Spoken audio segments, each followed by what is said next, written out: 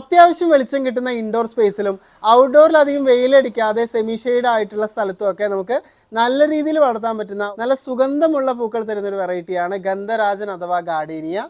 Plants purchase ചെയ്യാൻ താല്പര്യമുള്ളവർക്ക് homeleafylgardens.com എന്നുള്ള വെബ്സൈറ്റ് വഴിയോ 7736573708 എന്ന വാട്സ്ആപ്പ് നമ്പർ വഴിയോ ഓർഡർ ചെയ്യാവുന്നതാണ്. നല്ല വെളിച്ചമുള്ള ഇൻഡോർ സ്പേസിൽ, അതായത് വിൻഡോ സൈഡിലൊക്കെ പ്ലേസ് ചെയ്യാൻ പറ്റുന്ന ഒരു പ്ലാന്റ് ആണ് ഗാർഡൻ. ഔട്ട്ഡോറിൽ ഈ ഒരു ചെടി നടുമ്പോൾ നമ്മൾ സെമി ഷെയ്ഡ് ആയിട്ടുള്ള ഒരു ഏരിയ വേണം കൊടുക്കാനായിട്ട്.